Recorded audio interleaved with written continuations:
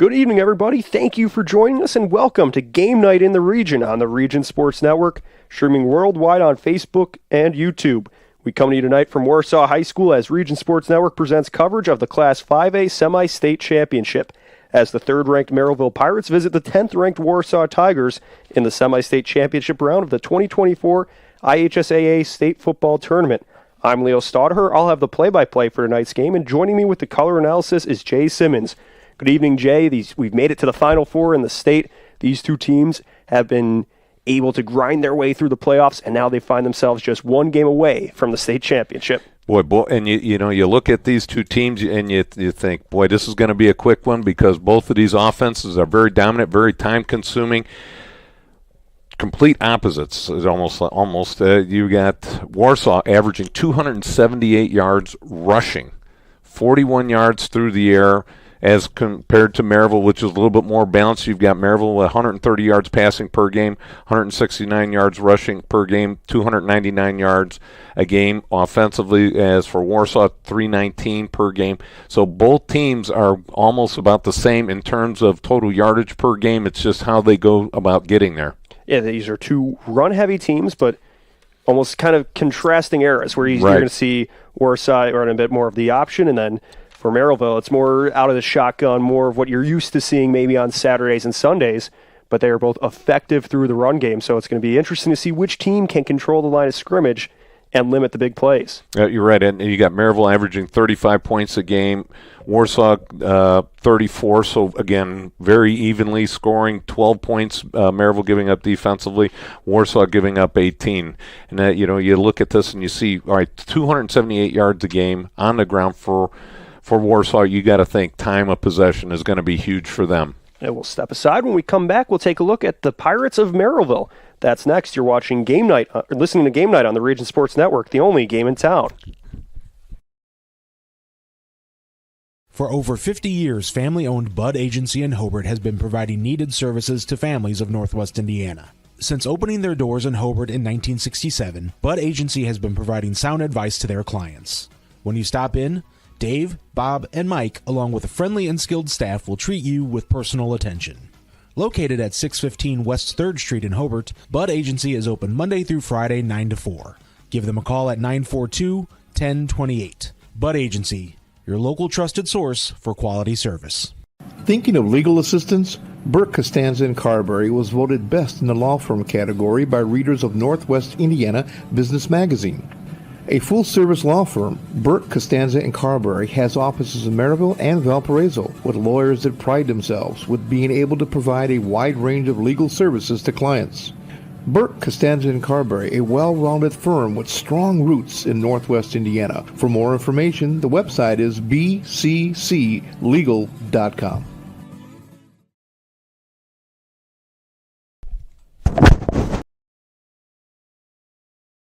Certified financial planner Tim O'Brien is your Edward Jones financial advisor. Financial investments are very important, but so are the investments of time, patience, and encouragement our young athletes receive from their coaches, teachers, and mentors. That's why financial advisor Tim O'Brien is a proud supporter of Hobart football on the Region Sports Network.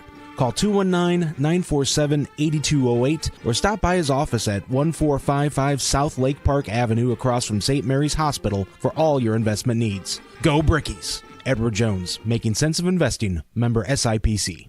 Attention Strack and Van Til Reward members.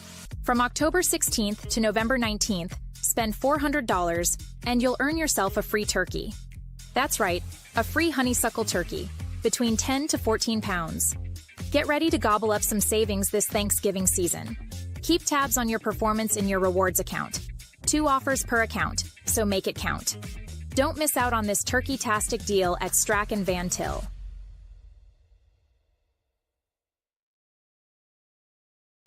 Welcome back. We're getting ready for kickoff for the IHSAA 5A North Semi-State Championship between Merrillville and Warsaw. So let's get to know the visitors. From Merrillville, the Pirates enter with a record of 11-1 on the season, 6-1 in Duneland Conference play. Their only blemish was a loss to Crown Point. They're 5-0 away from home, and they've won their last 9. They've scored 435 points while surrendering just 145.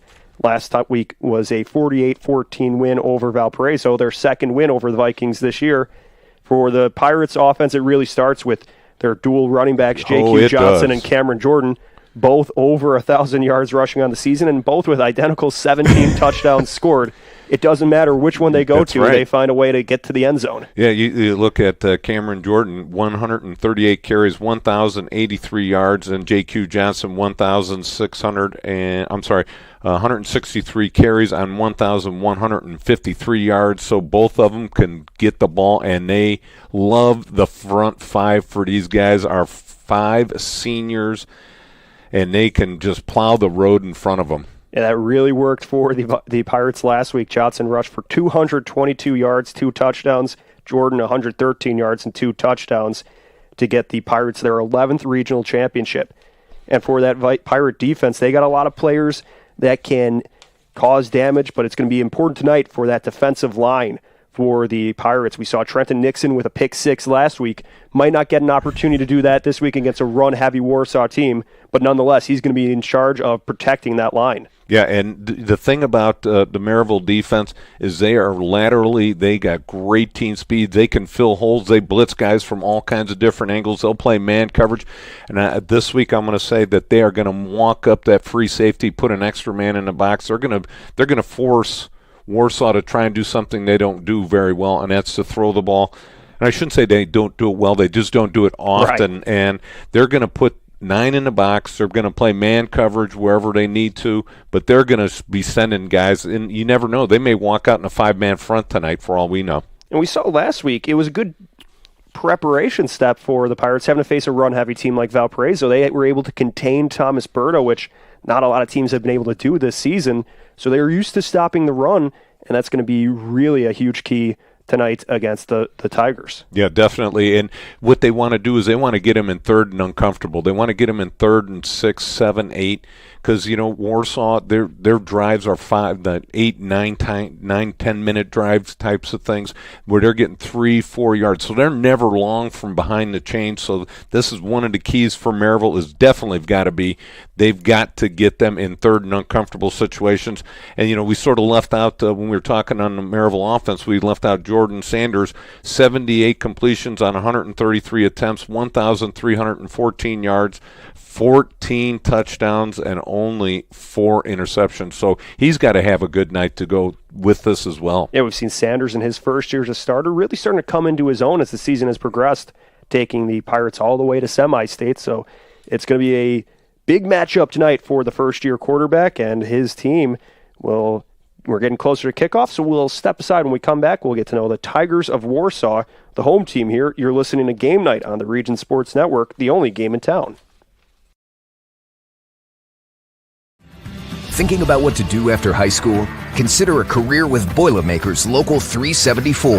As a Boilermaker apprentice, you'll earn while you learn. We offer excellent wages and benefits, and as part of our no-cost hands-on apprenticeship program, you'll learn from the best in state-of-the-art training centers and on the job. Become a union Boilermaker and get on your way to a great career. Find out more, visit www.local374.org or call 219-845-1000.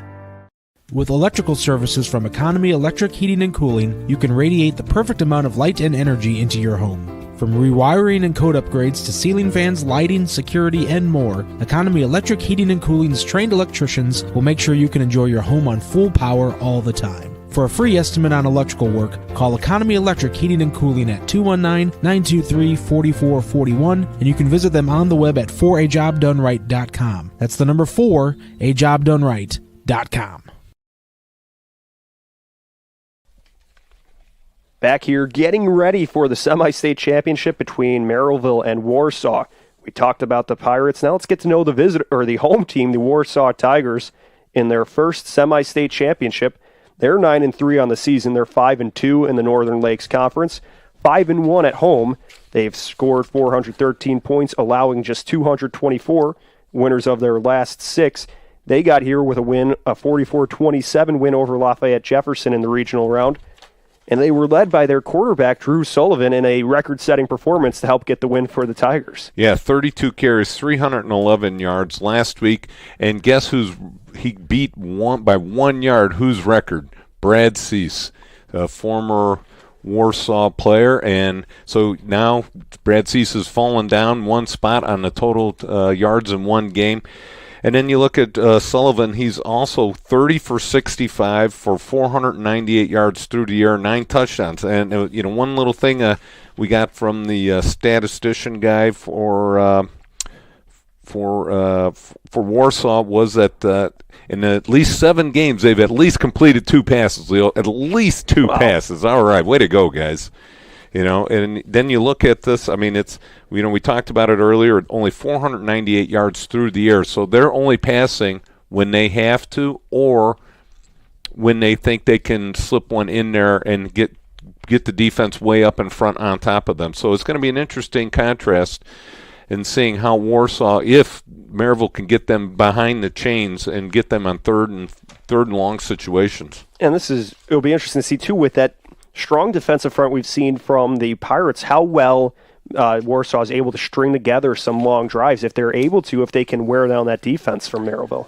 Yeah, you look at it, and one of the keys to the game, I think, is Warsaw time of possession and being effective in the red zone. Once they get the ball, they have peeled off some big drives, and the Warsaw touchdowns of 80 yards with 9:35 gone off the clock, an 80-yard drive, 10 minutes off the clock, a 75-yard drive with 9 minutes, all against Concord. They dominated Concord on the time of possession. In that game, they ended up with the ball 40 minutes to Concord's 8. But my question, Leo, is to you and to our listeners is, if Concord only had the ball for 8 minutes, how did they score 28 points? And then in contrast, Lafayette Jeff had the ball only for 16 minutes and scored 27 points. So there's got to be something underlying here that defensively is happening for Warsaw. They must give up the big play. We haven't seen Warsaw play all season. So, just reading through the stats, it seems like maybe they're susceptible to the long ball. And we've seen Merrill has been able to do that, break off some long scoring plays, and that can just flip the field in the blink of an eye. We see this Warsaw defense. They forced 25 turnovers this year, 13 interceptions. So they can be aggressive and can make the first-year starter, Jordan Sanders, really make him have to really be thorough with his throws. Yeah, they've got some ball hawks in that secondary, so they got to make sure the quarterback for Merrillville does. Let's see. Sanders has plenty of time to sit back and throw the ball, but I think what happens when Merrillville does throw the ball is they like to use that play action and try and get those linebackers step up and hit some gaps in between the linebackers and defensive backs. So it's going to be interesting to see how Merrillville adapts to the passing game. The Friday night forecast is brought to you by our friends at Economy Electric Heating and Cooling. Tonight's forecast, it's 43 degrees and windy in Warsaw. Winds of 15 miles per hour going to the southeast, so that can maybe affect the passing games for both teams here, as it is a cool November night. And that's the Friday night forecast, brought to you by Economy Electric Heating and Cooling. With a 24/7 emergency service, comfort isn't far away. And we get ready now for the Quintel kickoff. This kickoff and all kickoffs are presented by Quintel Incorporated, handling jobs of all sizes throughout the country since 1994. So we will see Mason Smythe looking to boot this one downfield. It goes high in the air towards out of the end zone. And back of the end zone. And full disclosure, we are broadcasting this game from a remote location, so we will be presenting the details to the best of our ability here, so we will be bringing you the audio only for this game as we get to know the starters for the Merrillville offense. You have Jordan Sanders at quarterback, J.Q. Johnson and Cameron Jordan will be getting the carries out of the backfield. Davion Turner contributes as a tight end and H-back. Zamir Martin, Dermont Bogard, Rynell Lewis, and John Peters make up the receiving group.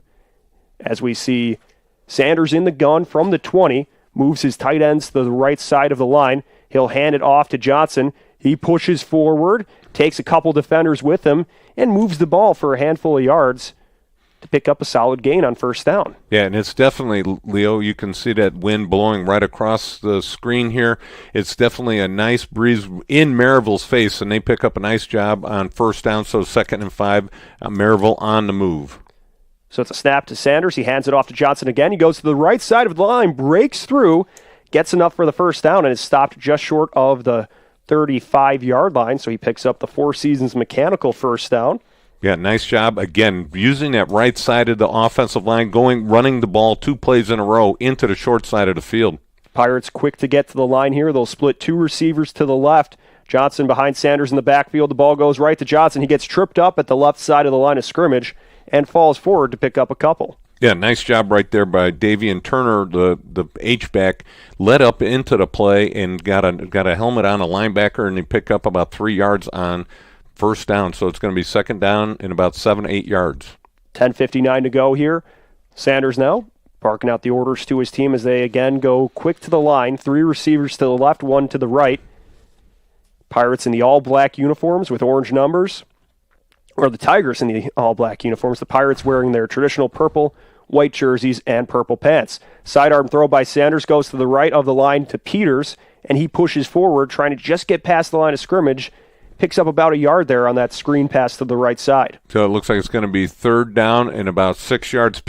John Peters on the season, 19 receptions, 466 yards, and 8 touchdowns. He broke off a couple big receptions last week for the Pirates, but that one was well guarded by the Tigers. Yeah, Tigers did a great job secondary reacting well, got up onto the ball. It's going to be third down and 7 with just 10 minutes left in the first quarter. So the ball's on the right hash mark. The Pirates have 7 yards to go right here at the 10-minute mark of the first quarter on the opening drive of the ball game. The snap to Sanders. He drops back to pass, fires a strike downfield right towards the logo, in and out of the hands of Zamir Martin. He was separated from the ball by a defensive back of the Tigers. It was Dylan Villama. Yeah, Villama did a nice job. Right as the ball got there, he laid a shoulder pad right on him and separated the receiver from the ball. Good job. Now Warsaw going to force Merrillville into a punt situation. So the Pirates unable to advance too far downfield on their opening drive as the punt from Wiggins goes downfield, takes a roll inside the 20. The Pirates will down it right near the 15, trying to persuade it to go just a yard further, but it will come to a complete stop as the Tiger offense hits the field. So Drew Sullivan, the senior quarterback, will be leading this offense. Evan Davis and Quinton Brock will play most of the running back duties. Brody Duncan handles the fullback role, and at receiver you'll see Dylan Villama and Ethan Egolf. Up front, Cameron Kaufman, Wyatt Dawson, Andrew Antunes Britton, James Leiter, and Ivan Ponce. They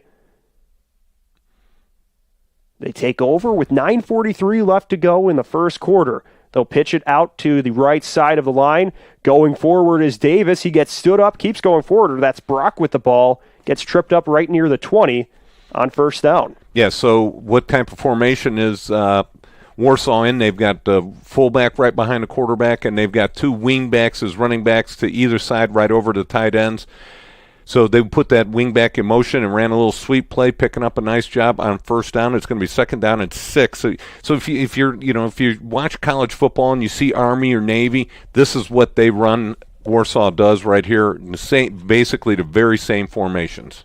So Sullivan getting close to the line, calling out the orders. He's got his fullback Duncan behind him, and this one will go towards. It'll be Sullivan going towards the left side of the line, twisting forward, keeps going, gets stood up, and eventually dropped. Trenton Nixon making the tackle for the Pirates. Yeah, Sullivan with a nice read to the left-hand side, dive fake by the fullback, and then he just follows his fullback right into the hole and takes it and cuts upfield. Nice job. He made the defensive end miss him, gets upfield, and picks up about 15 yards or so on the play.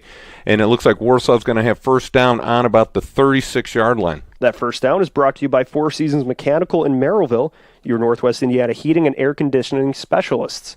So 8:26 to go here. The ball's at the 35. Sullivan under center.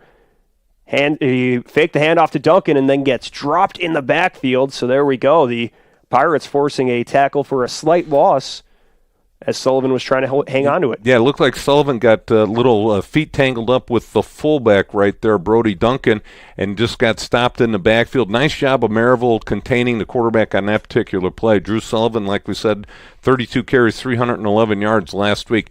People that are going to be watching Notre Dame game tomorrow, this is the same offense that you're going to be seeing tomorrow from Army. So they put Brock in motion, and we'll have a flag on the play. Looked like there was some movement at the line. Yeah, it looks like one of the defensive linemen for Merrillville jumped offside, so it's going to be 2nd down and 5 for Warsaw. So after Merrillville was able to get the stop in the backfield, making Warsaw a little uncomfortable, they have to move 5 yards backward. They make it 2nd and 6 with 7:40 remaining in the opening quarter. Sullivan gets up to the line.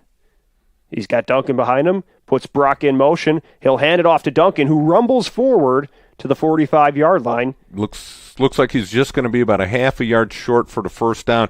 This is one of the things in this type of offense that you've really got to pound that fullback early and often, get some yards, where Merrillville has to stay true to their assignments and make sure they stop this fullback, because as the fullback goes, it makes it that much harder to stop everybody else on the outside. So if they can stuff the fullback, it'll be a long night for Warsaw.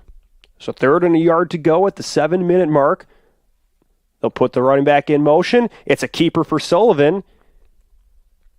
He steps forward, gets past the midfield mark, and picks up the first down for the Tigers. Again, nice read by Sullivan. He's probably does this in his sleep all the time, but a nice dive fake by the fullback. Duncan Brody gets hit by the linebacker, and then Sullivan just takes it to the outside and picks up enough for the first down +1. So there's another Four Seasons Mechanical first down, brought to you by Four Seasons Mechanical in Merrillville.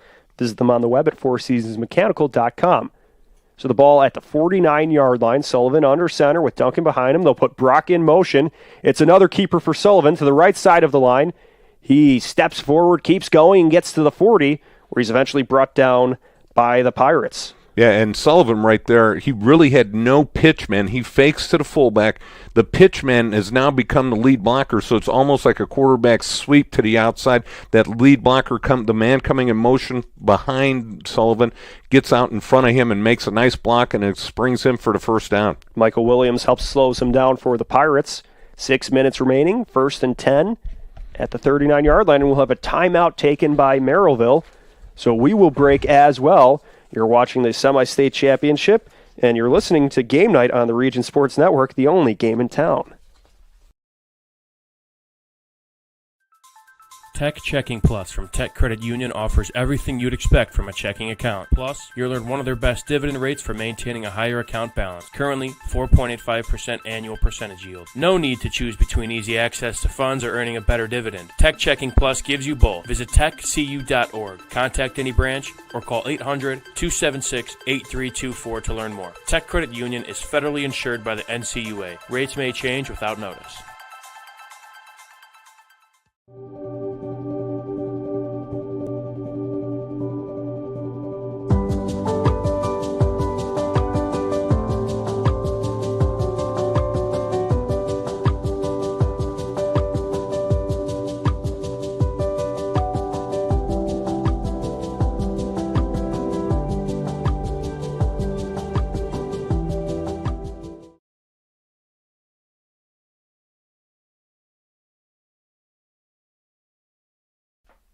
On 1st and 10, it's a keeper for Sullivan. He breaks through to the left side of the line, gets tripped up, and falls forward. Will be a couple yards short of the first down, but it's about an 8-yard pickup for the senior quarterback from Warsaw. And what's happening with Merrillville's defense, they got 3 down linemen, 2 linebackers stepped up right on the line of scrimmage, and everybody's stepping down and tackling the fullback. And the man that's supposed to be assigned to the quarterback has been disappearing down into the line of scrimmage.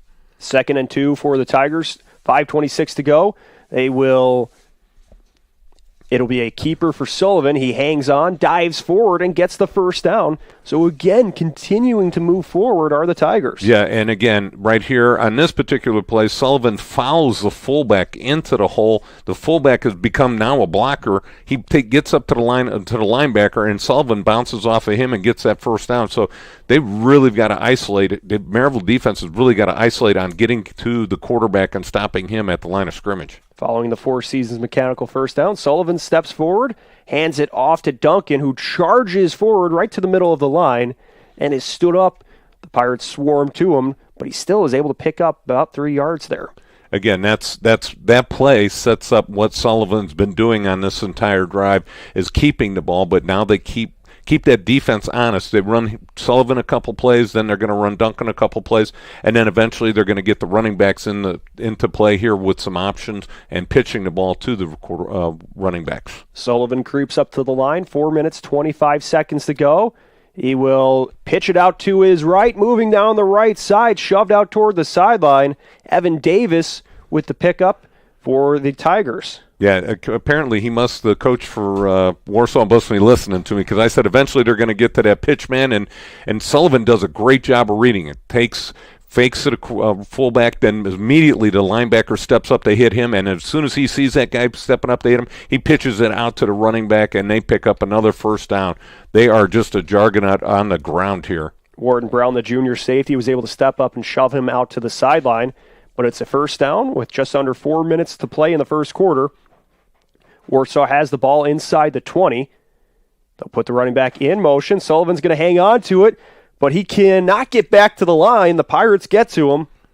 Jeremiah Jordan with the first hit on that play. And it looked like the defensive linemen for Merrillville were slanting on that particular play. They hit the gaps, and the offensive linemen for Warsaw were unable to block them, and they submarined right into Sullivan, and they got lower on that play for once than the Warsaw Tigers. So Sullivan was able to get back to the 17, so it's 2nd and 10, 3 minutes, 19 seconds remaining.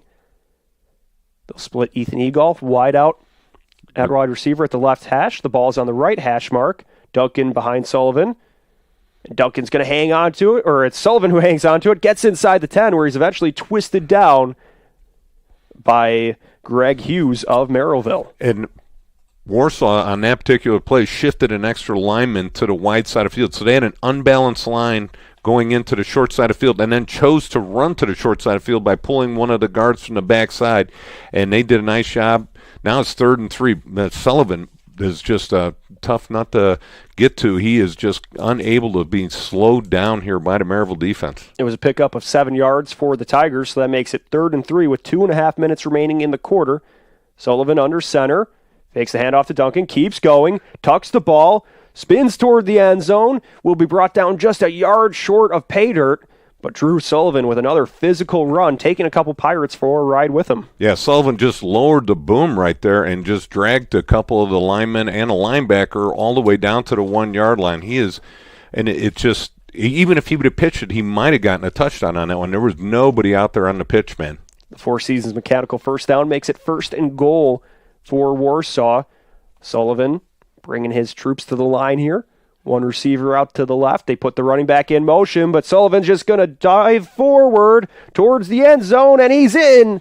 So the Tigers get on the board first here with 1 minute, 56 seconds remaining in the opening quarter. Boy, and that's another 10-minute drive right there for Warsaw. Never got really behind the chains, maybe a couple times when they had 2nd or 3rd and medium, but nothing outrageous. And that was one of the keys for Merrillville, was to make sure they got Warsaw 3rd and long situations, but none of that going on this drive. Sullivan, just a machine out there. So we'll now see the PAT from the Tigers, getting ready to drill it through. It's blocked at the line. It spins up and wide. Mason Smythe on the attempt, but one of the Pirates was able to get a paw on it. So it's a missed PAT, makes it a 6-0 lead for the Tigers with 1 minute 56 left to go in the opening quarter. You're listening to Game Night on the Region Sports Network, the only game in town. Have you checked out Centier Bank's student checking account? This no-fee checking account is perfect for students and teens ages 14 to 24 and comes with all the features you need to succeed, such as a debit card, digital banking, and automatic deposit. Centier Bank can help you start establishing good spending habits today for your better tomorrow. For more information, visit Centier.com/student-checking or visit your local branch. If you are under the age of 18, your parent or guardian must also sign on the Centier student checking account. At the age of 25, your account will automatically convert to the Centier checking account. You must deposit $25 to open this account. This account is not eligible for overdraft advantage. Member FDIC. This kickoff and all kickoffs are presented by Quintel Incorporated. Quintel Incorporated, specializing in the reconditioning, repairing, and remanufacturing of heat exchangers. So it was a long scoring drive for the Tigers.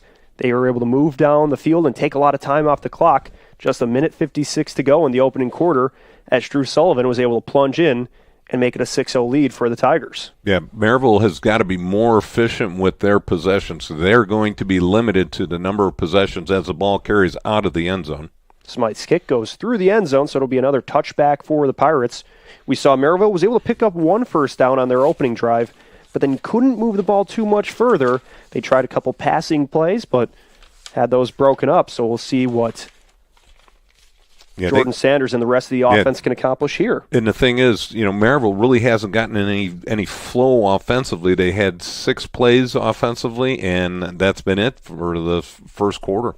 So the defensive line for the Tigers gets ready to rush Sanders. He hands it off to Johnson, who steps forward, uses the left arm to push the pile a little bit, but then it's a gathering right around the 25 where he is eventually stopped. Yeah, it looked like a little bit of a scrum going on out there, and Merrillville gets an extra push for an extra yard, 2nd down and 5. Again, Merrillville going no huddle. Everybody's looking at their wristbands. Let's see what kind of play they come up. They've got to get this ball moving, make sure they are efficient with their touches. They have the ball on their own 25-yard line. They'll move Turner towards the right, the tight end, 2 receivers to the left. It's a high snap. It's handed off to Johnson.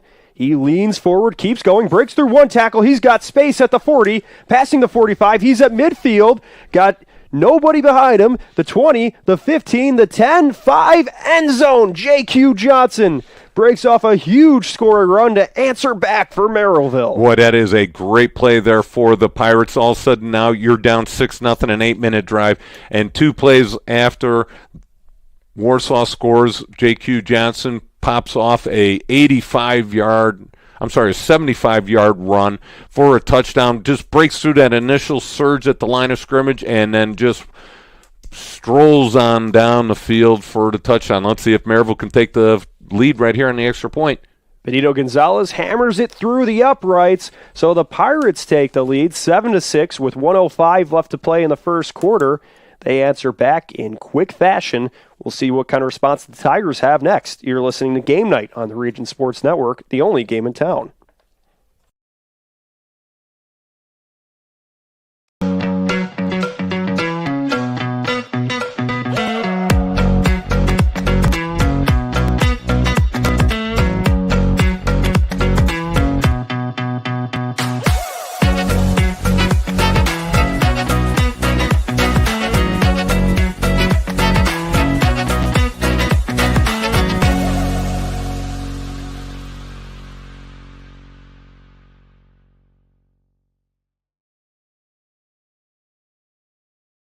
Back here for the semi-state championship between Warsaw and Merrillville. So after the Tigers had a long scoring drive that was capped off by Drew Sullivan with his first rushing touchdown of the game, it was J.Q. Johnson answering back on just the second play of the drive with his 18th rushing touchdown of the year, and the good PAT made it a 7-6 lead for the Pirates. And you wonder why. We were talking about this in the pregame. How does Warsaw win the time of possession? They had an 8-minute drive, and they score. Merrillville, 2-play drive, 80 yards on the drive, and they score Warsaw scored at 1:56 in the first quarter. Merrillville scored at 1:05, so a 50-second drive. So Wiggins sends the Quintel kickoff downfield. It skips just inside the 30. All kickoffs are presented by Quintel Incorporated, handling jobs of all sizes throughout the country since 1994. So you think about it. So far, Merrillville has had 8 offensive plays in the first quarter, with 1 minute and 4 seconds left in the first quarter. And it was the big play from J.Q. Johnson that put them ahead. And that missed PAT from it's hard to call a missed PAT when it was a blocked PAT from the Tigers. Now that comes into play here. 7-6 Pirates lead as the Tigers take over right around the 28-yard line. Warsaw on their own end of the field. The ball's near the left hash mark. They have 2 receivers to the right. They'll put the running back in motion. They'll pitch it out his way. He moves forward, breaks through to the right hash mark, and the ball pops out. The ball pops out just at the 39-yard line. Looks like Merrillville may have picked it up. Quentin Brock was the ball carrier there, but he was hit as he was moving towards the linebackers. Now they're signaling Warsaw ball. But it was Brock on the carry. The junior running back was moving towards his right, and he was wrestled down on the play by Warren Brown, but he was as the refs called it down as the ball popped out. Yeah, and it looked like number 8, Greg Higgins from his linebacker position came up and ripped the ball out, or Warren Brown also in on the panel as well. So 35 seconds remaining in the quarter. Warsaw has the ball at the right hash mark at the 39-yard. Sullivan keeps it, protects the ball with the right arm, lunges forward, gets past the 40 to pick up a couple yards on first down there. Yeah, nice job right there by the Merrillville defense, limiting them to now 3rd down and 7. As the clock runs down here with just 9 seconds left in the quarter, looks like the Warsaw is going to be happy enough to go into the second quarter. So that's all she wrote for the first quarter here. It's the Pirates leading 7-6 while Warsaw has had the ball for most of the quarter. They trail by 1, but they'll be looking to continue driving when we come back. You're listening to Game Night on the Region Sports Network, the only game in town. For over 100 years, Burns Funeral Home and Crematory has been assisting families in their time of need. Serving Northwest Indiana, the staff at Burns Funeral Home will help guide your family in creating a meaningful ceremony. From a simple to elaborate, to traditional or unique, the caring family at Burns Funeral Home will tailor a ceremony to fit your needs. And for your other loved ones, Burns Funeral now has a pet cemetery and crematory. Visit burnsfuneral.com or give them a call at 219-942-1117. Four Seasons Mechanical proudly serves Northwest Indiana, providing quality, reasonably priced, reliable service. With a quality and comfort guarantee, the professionals at Four Seasons Mechanical offer a wide range of service, ventilation, and air conditioning. Whether it's residential or commercial, Four Seasons Mechanical is there 24/7. To find out more, the website is or give them a call at 219-756-7020. Four Seasons Mechanical, your indoor air quality specialists. So we're about to get the second quarter underway here. Tigers trying to answer back after the long touchdown run from the Pirates. They have the ball at their own 42. It'll be 2nd and 7. They'll move to the left side of the line. They'll pitch it out that way. Brock has the ball in his left hand and is wrestled down near the sideline, or that was Tucker Reed on the carry for Warsaw getting towards the left side of the line, but the Pirates were quick to be able to swarm to him. And great job right there, pursuit by the defense for the Merrillville Pirates. Warsaw just tried to run a simple toss play to the wide side of the field, thought they could outrun that Merrillville quick defense to the sideline, and no dice. They are now 3rd and 7. I think this is a little uncomfortable situation for the Warsaw Tigers here as they try to move the ball down the field. So they have the ball at the left hash mark. They put the running back in motion towards the left. Sullivan rolls out towards the right, floats it downfield toward the sideline, and throws it into the sideline.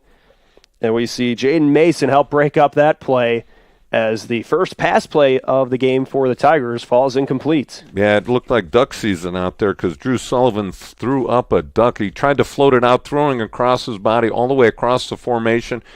Pretty much threw the ball out of bounds, and it looked like he tried to throw a floater out there to hit the receiver on the run. Great job, Merrillville defense right there, but the receiver was out of bounds anyway. But again, great stop right here for the Pirates. So the 4th down will bring the punt team onto the field for the Tigers. Mason Smythe, who we've seen as the kicker as well, takes the snap, steps forward, and boots it downfield, sails inside the 30, where it takes its first bounce, keeps rolling past the 25 near the sideline, where it will come to a stop right around the 21, where it's eventually downed by the Tigers. So that will bring the Quarish Johnson and the rest of the Merrillville offense onto the field here. And Warsaw sort of went out of their norm on that last drive. They're trying to run a couple pass plays and a couple sweeps. They went away from running with Drew Sullivan, which was so effective on that opening drive. So great job by Merrillville defense to stop him here. Well, Merrillville's got some momentum on their side. Let's see if they can capitalize on the big defensive stop here. And we mentioned Merrillville, coached by Brad Cease, a 2002 graduate of Warsaw. He's 83-36 in his 10th season leading the Pirate program. Sanders takes over, hands it off to Jordan, running upright, moving towards the right side of the line, runs through a defender and is stopped at the 35-yard line. So a big run for Cameron Jordan to move the chains for the Pirates. Yeah, nice pickup of 14 yards. Just a nice little dive play off to the right tackle side and just get a good push by that solid offensive line of the Pirates, and he picks up 14 yards on first down. So there's another Four Seasons Mechanical first down brought to you by Four Seasons Mechanical in Merrillville. Sanders takes the snap, goes right back to Jordan, but this time the Tigers were ready for him. They get him behind the 35 for a big stop on the play. Yeah, Hunter Dupont on the tackle right there, the nose guard number 78 for the Warsaw Tigers, comes up and makes a big hit in the backfield, and now it's going to be 2nd and 11 for the Pirates. Grady Nelson, Hunter Tippin, and Mason Gabrich make up the defensive line for the Tigers. Jaden Haubiger, Colton Hetty, Gavin Schultz, and Matthew Flores Ortega are linebackers. The secondary we will get to after this play as it's 2nd and 11 for the Pirates. Sanders on the play action rolls out to his right, looking for a man downfield, fires it towards the sidelines, was trying to get it to Zamir Martin. Intercepted. Where it was intercepted at the sideline. Jumping up was Dylan Villama to make the INT for the Tigers. Yeah, Villama, along with the secondary, has 15 interceptions on the season. Now make it 16. Right there. What a great catch right there by Villama. Right, tippy toes on the sidelines. It looked like Sanders was trying to throw the out route, and nothing doing right there. So after the turnover, that will bring the Tiger offense back onto the field, looking to make the Pirates pay for that. Yeah, we see he was looking for Martin on the play, but just a good job by Villama to step up. Now it'll be a keeper for Sullivan, but he's wrestled down, trying to reach for the line of scrimmage, but it's Stanley Freeman stepping up and getting to him. Hey, if you're getting hungry like I am, Lango's Pizza has been a favorite since 1979, serving Northwest Indiana from 3 locations, Highland, Cherville, and Crown Point. Enjoy pizza sandwiches and more. Dine in or carry out. Order online at langospizza.com. Lango's Pizza, the official pizza of Region Sports Network. So the Tigers have the ball at their own 46-yard line. It was a loss of 1 on first down, 9:16 to play in the quarter. They'll hand it off to the fullback, or it's a keeper for Sullivan. He rumbles forward, gets to the 31-yard line, moves well into Merrillville territory for the first down. Well, they even faked you out, Leo. Yeah. That's hard to do. Yeah, Brody Duncan looked like he had the ball, but Sullivan at the last second pulls it out and does a nice job. It gets the first down. Boy, Sullivan, he can read that like a book. No problems on seeing those linebackers and defensive linemen stepping up to try and hit the fullback. Pulls right away. With 8:49 to remain, they move Brock towards the right side of the line, or they'll resetting it. Reset here. They have the ball at the 35-yard line of Merrillville. They'll put the other running back in motion. This time it goes to Duncan. The fullback charges forward to pick up a couple on first down. Again, nice job by that defensive line for the Pirates. It looks like number 51 for the Pirates made the big hit, and that's Stanley Freeman coming up from they moved Freeman from a linebacker position to a defensive lineman, so they're putting in an extra defensive lineman in that front, and Freeman did a nice job stuffing that play, only for 2 yards. You got to really contain this fullback, because once you contain him, then the offense comes a little bit more predictable. 2 receivers to the left for the Tigers, 1 to the right, and we'll see a timeout taken by Warsaw with 7:55 remaining in the second quarter. It's a 7-6 lead for the for the Pirates, but the Tigers trying to answer back here in the second quarter. And here, Leo, I'm going to keep talking about food. For piping hot pizza delivered right to your door, call Squeegee's Pizza of Griffith. Squeegee's located at 106 South Broad Street in Griffith. Give them a call at 219-924-6000. Pickup or delivery. It's Squeegee's Pizza of Griffith, the best on Broad. And now I'm getting hungry. This is the second all-time meeting between the Tigers and Pirates. The other was a 2019 6A regional where Merrillville got the win 42-28. And this time in the matchup, it's Merrillville with a 7-6 lead, but the Tigers looking to capitalize off that turnover. We've talked about their defense with that INT. It's a plus 11 turnover margin this season. They are really good at taking the ball away while protecting it when they have it. And I think part of the reason why Warsaw has so many interceptions is because so many teams are playing from behind and trying to force the ball downfield, and Warsaw's secondary is ball hawks. So 7:55 remaining here. It's 2nd and 8 for the Tigers. Sullivan brings his team up to the line here. He'll have Duncan behind him and a wingback on either side. Gets under center, puts a man in motion towards his left. He'll hang on to it, carries it with the left hand, leads with the right, and he is getting a good pickup there. Warren Brown makes the tackle just past the 25. Yeah, nice job right there. Again, Sullivan with the quick read to the fullback dive, pulls it immediately, sees the play open up, and then looks like it's going to be third down and short for Warsaw as we have a man down for the Warsaw Tigers. So we talked about Sullivan. We mentioned last week 311 yards rushing, good for third most in school history, and he's well on his way to another one of those performances today. Coming up in 7 minutes and 43 seconds, we will connect the first half and the second half of the night's game with the Hose Connections halftime report presented by Hose Connections, proven under pressure. And at the same time, once we do get to halftime, we'll give you some score updates as well. The scoreboard is brought to you by your neighborhood Strack and Van Til Food Market. Strack and Van Til, your favorite Indiana-made grocery store. And, at the end of the game, we'll have the blue-collar player of the game, also the Lantern Man superhero of the game. So we've got some hardware to hand out at the end of the game. And also these teams, the winning team will be getting some hardware as well. Absolutely, as this is one of the last games of the year. You've made it this far. You want to just try to keep your season going here. You always hear coaches talking about you love practicing the week of Thanksgiving, and that's what the Pirates are trying to accomplish here. But they have to face a tough opponent in the Warsaw Tigers, who are driving with the ball here as they're back on the field. Ball's at the left hash mark. Clock's running here with 7:35 remaining in the second quarter. They have the ball on Merrillville's 25. Sullivan gets under center, puts his running back in motion. He's going to hang on to it and slide to the left side of the line. He was able to get it to Duncan, who picks up a couple there. Well, you couldn't tell who had the ball, whether it was Sullivan or Duncan. It was just a big pile right there, but they got enough for the first down. Big push by the offensive line there for Warsaw to get that first down. And like I said, they barely got that. They barely got across the first down marker. He picks up the Four Seasons mechanical first down, so a new set of downs for the Tigers with 7 minutes remaining before the half. They put Brock in motion. Sullivan's going to hang on to it. He weaves from left to right, going to the 5. He has a man on him at the 2, but he gets through, gets to the end zone for a touchdown. Wow, what a nice job by Sullivan right there. Again, just almost like a fullback lead. He fakes as the fullback gets to the line of scrimmage. He fakes in there, pulls it.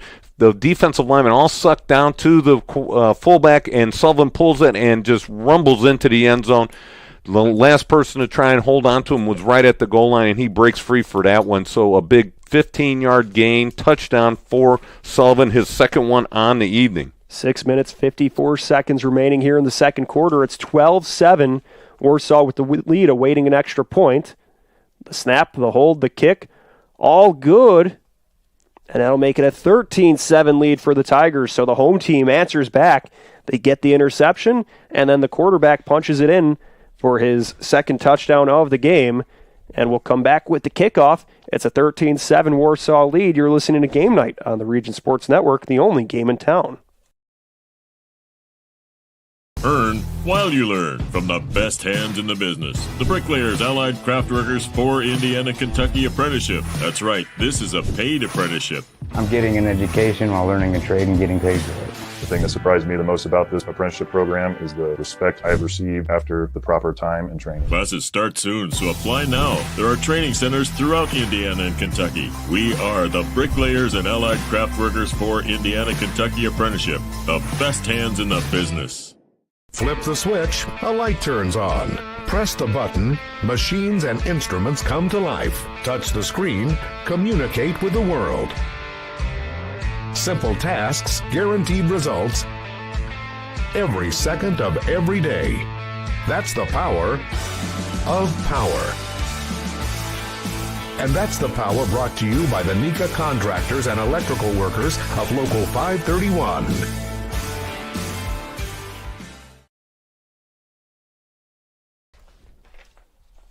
Back at Warsaw, where the home team, the Tigers, answered back. to take a 13-7 lead over the Merrillville Pirates, getting ready for this Quintel kickoff. All kickoffs are presented by Quintel Incorporated, handling jobs of all sizes throughout the country since 1994. They were able to bounce it upfield. It was rolling at the 25 before it twirls out of bounds, resulting in a flag on the play. Yeah, it looks like Merrillville will get the ball in decent field position. They'll get the ball at the 35-yard line.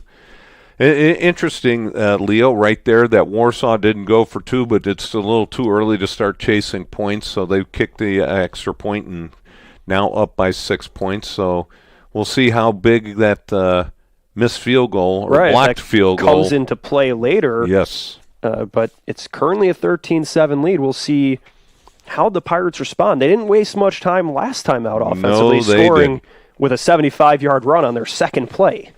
Yeah, they popped off a big play, and that was one of the keys to the game for Warsaw, is to limit the number of big plays by the Merrillville Pirates. And so far in that last drive, they did not do it. With 6:54 left to play before the break, Merrillville has it on their own 35-yard line near the right hash mark. Johnson behind Sanders in the backfield. Sanders takes a snap, gives it right to Johnson. He has nowhere to go, though, at the left side of the line. The Tigers were quick to get to him and stop him for a loss. Grady Nelson was able to push right through and get there. We saw Matthew Flores Ortega in the backfield as well. Yeah, nice job. They blitzed right into the play. Warsaw defense, just perfect timing on which side they were going to blitz to, and they got him in the backfield. It's going to be 2nd down and 11 for the Pirates. So 6 minutes, 22 seconds to go. Pirates trying to bounce back after that one went backwards.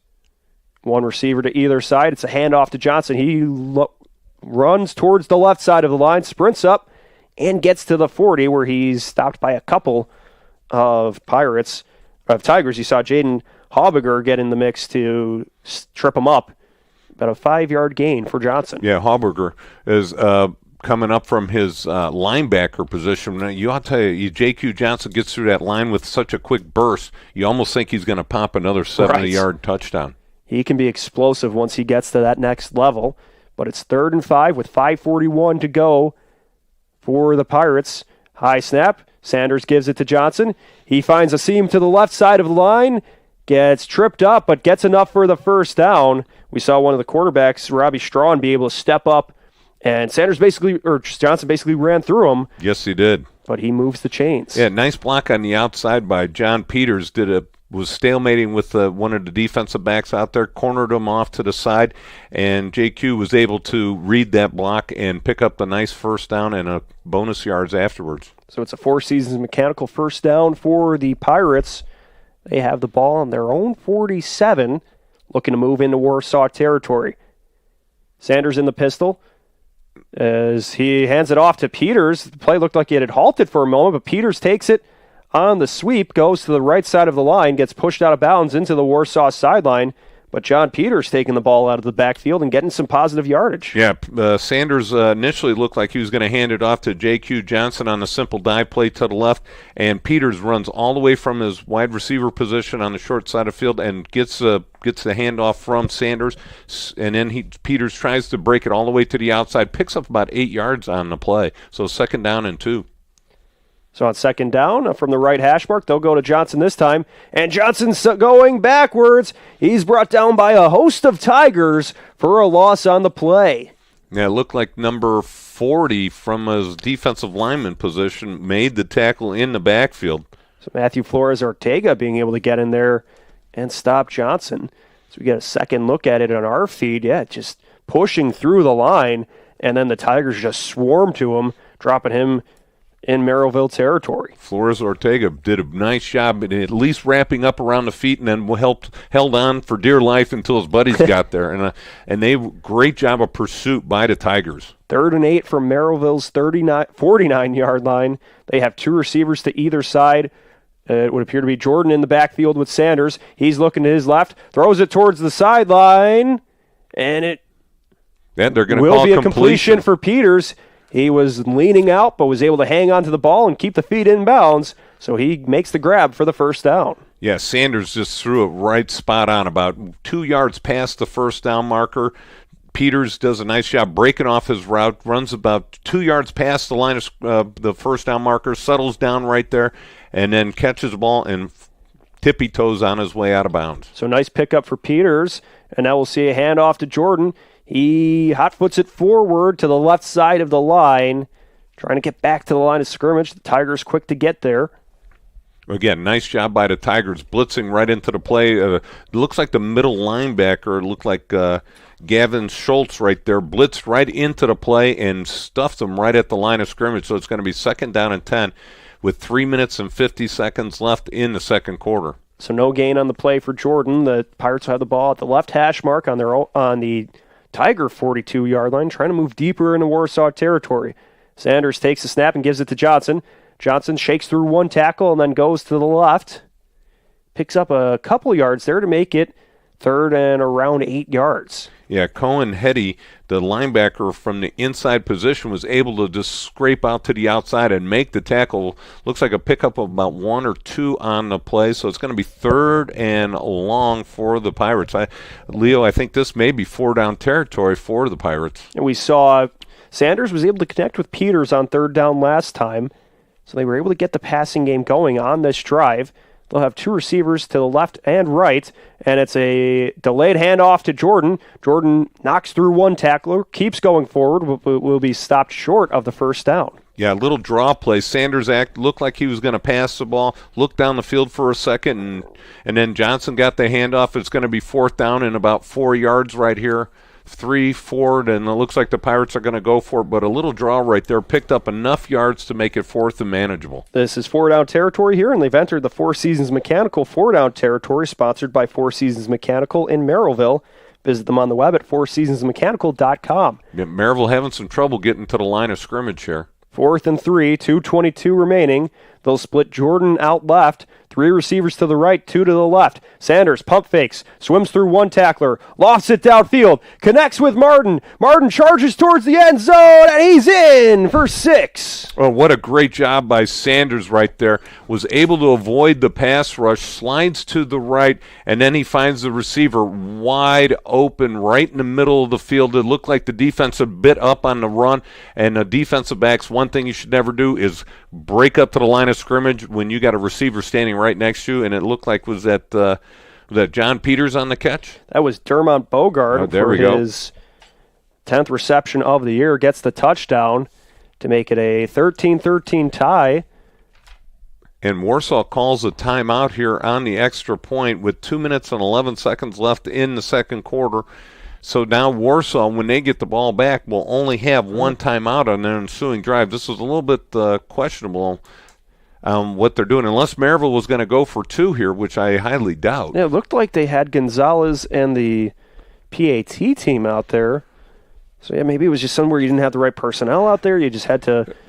you know what? I'd take the penalty. Yeah. You know, let them kick the field goal. As long as I don't have 12 guys out there, if I have 10, that's all right, fine. You know, kick it. Now, let's get on. But now Warsaw burns the timeout, so now they're down to just 1 timeout left with 2 minutes and 11 seconds left, and Merrillville poised to take the lead here on the extra point. Bogard picked up his first receiving touchdown of the year on that play. And now we will still see Benito Gonzalez out there for the Pirates. Tony Woods will be the holder.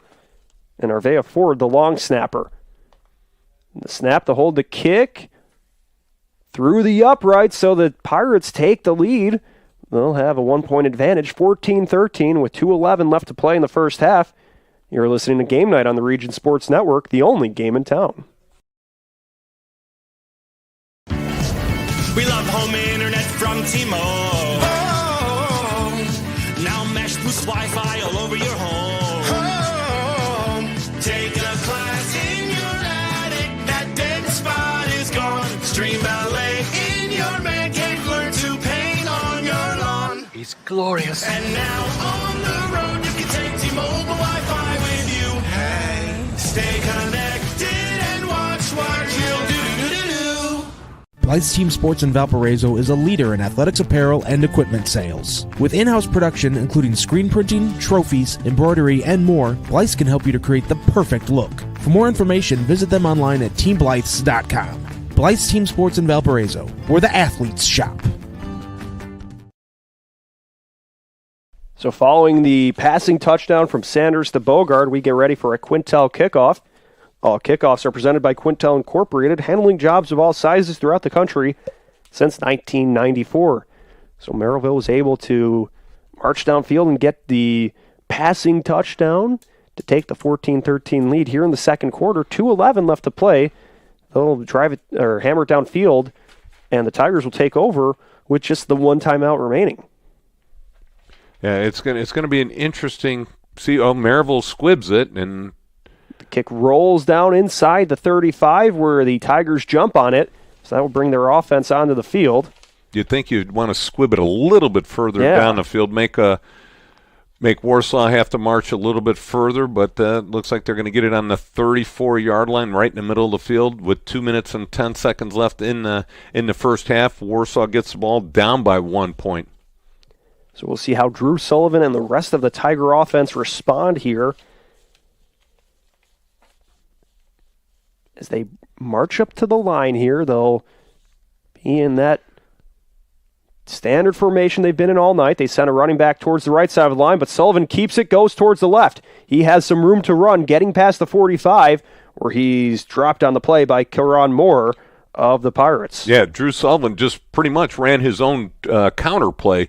He dive fake to the right, paused for a second, looked like he was going to go on his normal option route, and reverses out and opens up to the short side of the field and picks up a nice chunk of yards on first down. It looks like he picked up about 12, 13 yards. So nice little counter play to slow down that Merrillville run defense. He gets the Four Seasons mechanical first down, and it'll be another run play for the Tigers, but this one gets stopped near the line of scrimmage. Yeah, it looked like Brody Duncan on the carry. They're going to go in a little as hurry up as that offense can possibly be. 90 seconds to go in the half. Sullivan gets to the center, puts his running back in motion. He keeps it, goes towards the left of the line, leans forward just short of the 50, through the ground again. Yeah, it looks like Sullivan just a dive fake. He picks up the ball from faking to the fullback, and it looks like it's going to be third down and about 6 here. Now, if they don't get the ball or don't get the first down, what do you think they're going to do? You think they'd go for it at midfield? Yeah, we've seen them attempt one pass play so far today as the clock's running with 56 seconds. Well, to me, it looks like they're delaying coming out of the huddle. Trying just to end the half. Well, not end the half, but if they don't get the first down, that they're going to try for it on fourth down, and then the clock would run out. So here's Sullivan under center, puts his running back in motion, gives it to the fullback Duncan, who goes forward. Taking a look at the pile. It's going to be fourth down here for Warsaw. Fourth down and about 3. Merrillville's sitting on a couple timeouts. I'm shocked that they wouldn't call timeout, force Warsaw to punt the ball. Yes, the clock's running here with 22 seconds. The Tigers remain in the huddle here. So it looks like we'll be getting closer and closer to the half. 14-13, Pirates lead as it is approaching the 14 seconds away from the half, and connecting the first half and the second half will be the Hose Connections halftime report presented by Hose Connections, proven under pressure.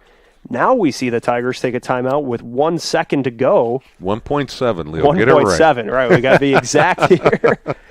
But yeah, so I would assume that with 1 second left, you're just going to chuck the ball down the field, maybe get a Hail Mary. Works so well for the Commanders right. versus the Bears. So it'll be interesting to see what they do. Yeah, we've seen through the air 3 touchdowns to 4 interceptions, 310 yards thereabouts for Drew Sullivan, the senior quarterback. That was before tonight's game. He only had the 1 attempt so far this evening. That not judging. I want to try to be non-judgmental here, but watching him on that one particular pass play, it doesn't look like throwing the ball down the field is one of his strengths. All right, and that was a play where he was rolling right, throwing left. It was a tricky play to make. We'll see if they're able to put him in a good spot to heave it downfield here. Yeah, from last week, Quentin Brock had an unusual hat trick last Friday versus Lafayette. Jeff, he threw for a touchdown pass on a halfback option, ran for a touchdown, and then caught a touchdown pass. So that's a little interesting right there. You don't go to the quarterback, you go to the halfback to throw. Going with the trick play there. Sounds like one of those facts you read on the back of somebody's baseball card, or a football card in this case. Instead, it will be a run play. Sullivan keeps it in the left arm, goes forward, and is wrestled down. Trenton Nixon jumps on him to end the half. Yeah, he took a lick right there, and that's a tough way to end the first half right there, getting drilled right into the ground. So through 2 quarters, it's Merrillville with a 14-13 lead in a back-and-forth first half. We'll be taking a look at some scores from around the region, have some halftime analysis, and more. So stick around. You're listening to Game Night on the Region Sports Network, the only game in town.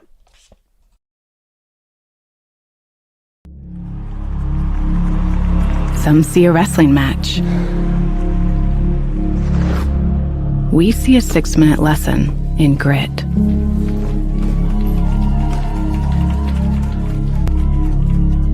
Some see a coach sending a runner home.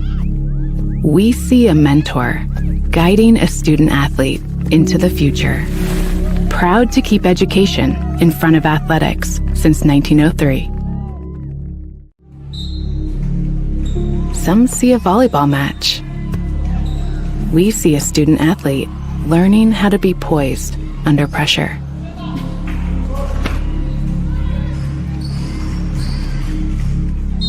Some see a high school football stadium. We see the one place where the whole community comes together. Proud to keep education in front of athletics since 1903. It's time for the Commissioner's Corner, an exclusive weekly conversation about Indiana high school sports with the Commissioner of the IHSAA, Paul Neidig. Now for an up-to-the-minute report about what's happening in the constantly changing world of high school sports, here's Coach Bob Lovell with Commissioner Paul Neidig. Welcome back, everyone, to our weekly conversation with the Commissioner of the IHSAA, Paul Neidig. And Commissioner, we are at the semi-state round of the football championship, and as you would expect, there are some tremendous games on tap around the state on Friday night. Oh, Coach, it's shaping up. Well, it's been a heck of a tournament already, but it's shaping up to be really a fantastic weekend of football. And, you know, the weather's still going to allow us to. This is, you know, I was talking this morning, this is our last outdoor event of this season. Friday night, playing football, and everything else we've moved indoors, but we're going to get out and watch a little football. And I really believe that, you know, we're going to have some incredible games, but they're going to lead into an incredible state championship Thanksgiving weekend. And I look at the matchups, and, you know, we talked about how balanced and how open some of these championships were, and I think that's really the case. You know, 6A Westfield at Center Grove, and 5A Warsaw, Bloomington South.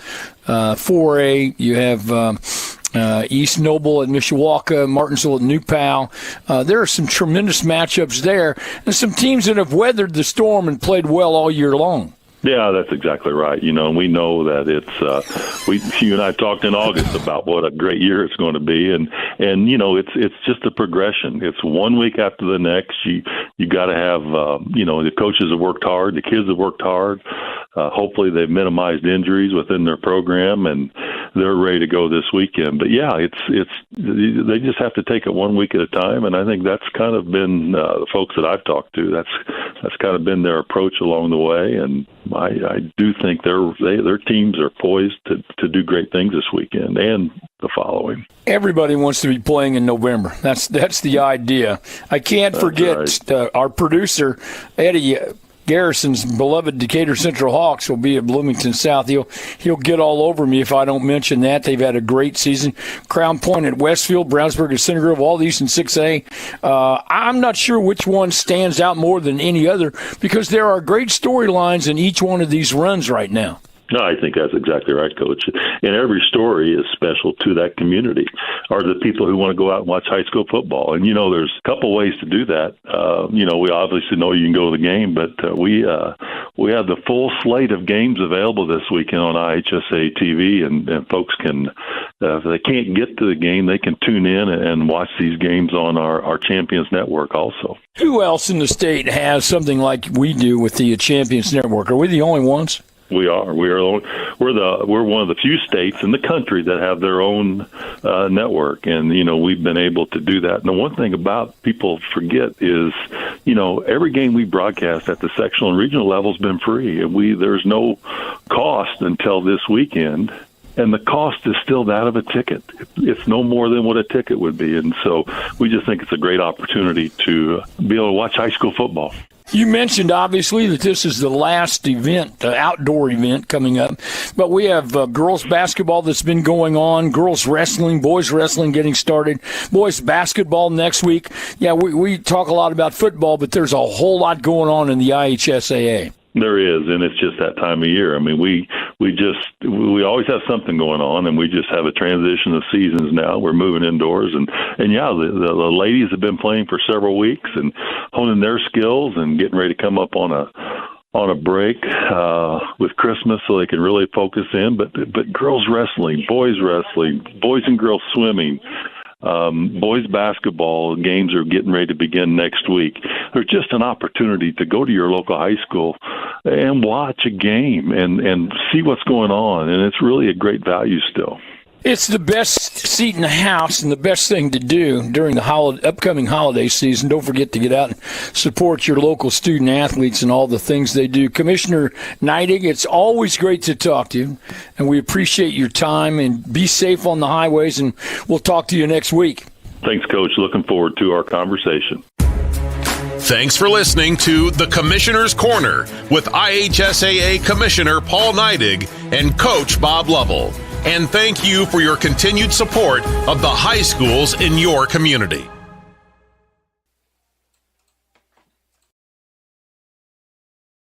For over 50 years, family-owned Bud Agency in Hobart has been providing needed services to families of Northwest Indiana. Since opening their doors in Hobart in 1967, Bud Agency has been providing sound advice to their clients. When you stop in, Dave, Bob, and Mike, along with a friendly and skilled staff, will treat you with personal attention. Located at 615 West 3rd Street in Hobart, Bud Agency is open Monday through Friday, 9 to 4. Give them a call at 942-1028. Bud Agency, your local trusted source for quality service. Thinking of legal assistance? Burke Costanza and Carberry was voted best in the law firm category by readers of Northwest Indiana Business Magazine. A full-service law firm, Burke Costanza and Carberry has offices in Merrillville and Valparaiso, with lawyers that pride themselves with being able to provide a wide range of legal services to clients. Burke Costanza and Carberry, a well-rounded firm with strong roots in Northwest Indiana. For more information, the website is bcclegal.com. I remember going and getting. Certified financial planner Tim O'Brien is your Edward Jones financial advisor. Financial investments are very important, but so are the investments of time, patience, and encouragement our young athletes receive from their coaches, teachers, and mentors. That's why financial advisor Tim O'Brien is a proud supporter of Hobart football on the Region Sports Network. Call 219-947-8208 or stop by his office at 1455 South Lake Park Avenue across from St. Mary's Hospital for all your investment needs. Go Brickies! Edward Jones, making sense of investing, member SIPC. Attention Strack and Van Til reward members. From October 16th to November 19th, spend $400 and you'll earn yourself a free turkey. That's right, a free honeysuckle turkey, between 10 to 14 pounds. Get ready to gobble up some savings this Thanksgiving season. Keep tabs on your performance in your rewards account. 2 offers per account, so make it count. Don't miss out on this turkey-tastic deal at Strack and Van Til.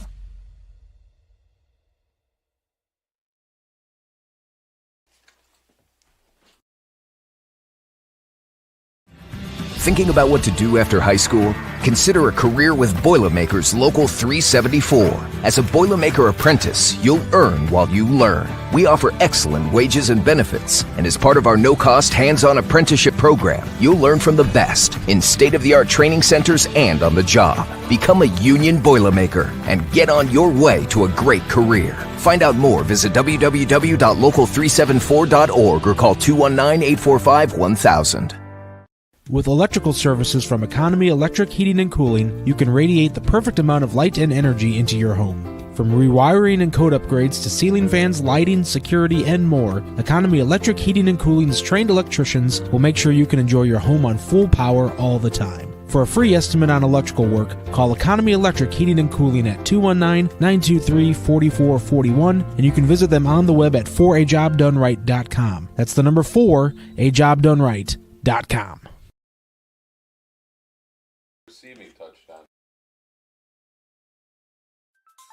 Tech Checking Plus from Tech Credit Union offers everything you'd expect from a checking account. Plus, you'll earn one of their best dividend rates for maintaining a higher account balance. Currently, 4.85% annual percentage yield. No need to choose between easy access to funds or earning a better dividend. Tech Checking Plus gives you both. Visit techcu.org, contact any branch, or call 800-276-8324 to learn more. Tech Credit Union is federally insured by the NCUA. Rates may change without notice.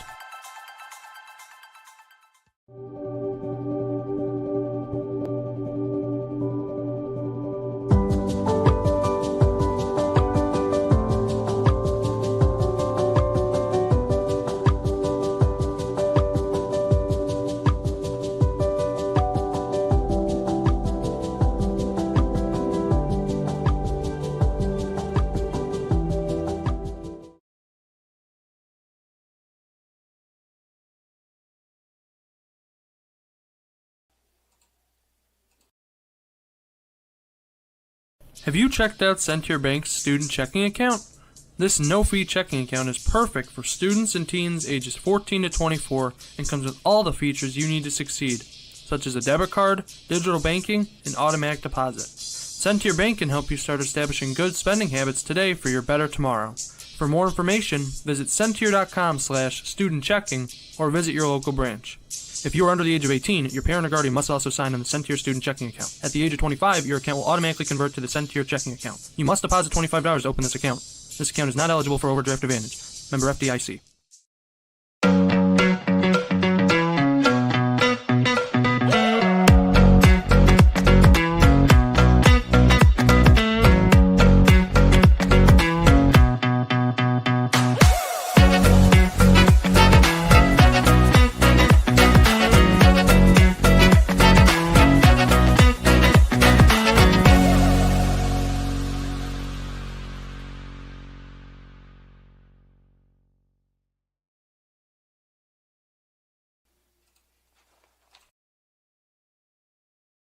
For over 100 years, Burns Funeral Home and Crematory has been assisting families in their time of need. Serving Northwest Indiana, the staff at Burns Funeral Home will help guide your family in creating a meaningful ceremony. From a simple to elaborate, to traditional or unique, the caring family at Burns Funeral Home will tailor a ceremony to fit your needs. And for your other loved ones, Burns Funeral now has a pet cemetery and crematory. Visit burnsfuneral.com or give them a call at 219-942-1117. Four Seasons Mechanical proudly serves Northwest Indiana, providing quality, reasonably priced, reliable service. With a quality and comfort guarantee, the professionals at Four Seasons Mechanical offer a wide range of service, ventilation, and air conditioning. Whether it's residential or commercial, Four Seasons Mechanical is there 24/7. To find out more, the website is or give them a call at 219-756-7020. Four Seasons Mechanical, your indoor air quality specialists.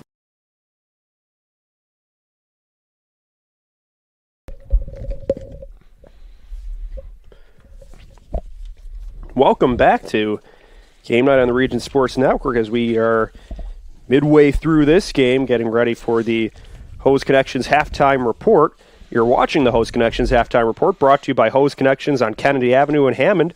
Visit them on the web at hoseconnectionsinc.com. Hose Connections, proven under pressure. We're through two quarters here in this semi-state championship where Merrillville leads Warsaw 14-13. It's been two different styles of scoring for these teams. We've seen Warsaw with the long drives and then Merrillville scoring on the big plays. You know, if you went for a cup of coffee and you missed at least a quarter, yeah. This is one of the fastest games I've worked all season. So take a look, 172 total yards of offense for the Pirates, 151 for the Tigers. Both teams going through the ground here. Yes. 129 rush yards for Merrillville, 151. All that offense for Warsaw through the rush. Yeah, and we saw Sullivan throw one pass, and it wasn't pretty. So you're going to see Warsaw is not going to be throwing the ball much more. The big play for Merrillville has been the key to tonight's scoring for Merrillville, and J.Q. Johnson on a 2-play drive pops off a 75-yard run to take Merrillville into the lead, and that came at 1:05 left in the first quarter. Let's go over some more of the scoring. The first score of the night's game was Drew Sullivan, with a 1-yard run, capping off an 85-yard drive that took up 8 minutes of the first quarter. At that point in time, Merrillville had only had the ball 6 plays, and then you had J.Q. Johnson, who scored 2 plays later on a 75-yard run. So think about it, Leo. Merrillville had the ball 8 plays and was up 7-6 with 1:05 left in the first quarter. That's not exactly how you draw it up, but it works. That's like if I get a par in a hole and I shank a shot and I get one close, that's not how you draw it up, but you'll take it anyways. So Merrillville up the thinnest of margins, up 1 point at the end of the first quarter. Then you have Warsaw picking off a pass, and that was number 9 for Warsaw, Velema. Makes a beautiful interception on the sidelines from Jordan Sanders. Sanders looked like he was going to be open, his receiver was going to be open, and then Velema just pops out of nowhere and cuts the pass off and comes up with the big interception, and that was at the 35-yard line. About 5 or 6 plays later, Drew Sullivan with his second score on a 15-yard run, and that was a 35-yard drive, and that put Warsaw up 13-7, and Merrillville answers the bell, and a few minutes later, they score with 2 minutes and 11 seconds left in the second quarter. That was a Drew Bogard reception, 40-yard pass from Jordan Sanders. It was 4th and 3. The defense sees Sanders break out of the pocket, and then all of a sudden the defensive backs, why they break up to the ball, they attack the ball, quarterback running the ball, and he throws right over to the top to Bogard for an easy walk-in touchdown. They take the lead again with 2 minutes and 11 seconds left, and that puts Merrillville up 14-3 at the half. And we saw that long pass from Sanders. Most of his passing yards came on that one play, 43 total yards through the air in the first half. But at the one big play, so we'll see how the Pirates can get the passing game going here in the second half, if they can, or if they just continue to go with Jordan and Johnson. And the interesting thing is that Warsaw starts with the ball in the second half, so I think the big point right here is going into the second half is whether Merrillville can stop Warsaw on these long drives and get another possession and be effective with their possessions and get another score. So it's going to be an interesting second half.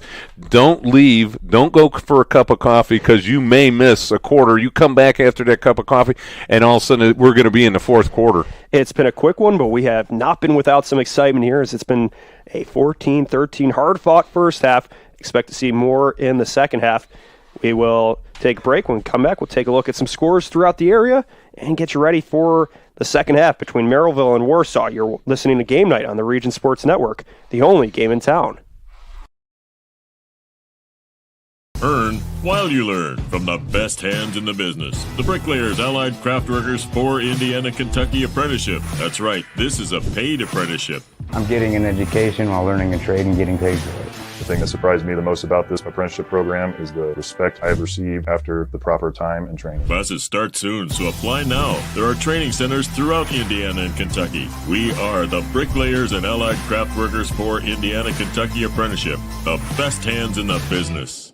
Flip the switch, a light turns on. Press the button, machines and instruments come to life. Touch the screen, communicate with the world. Simple tasks, guaranteed results, every second of every day. That's the power of power. And that's the power brought to you by the Nika contractors and electrical workers of Local 531.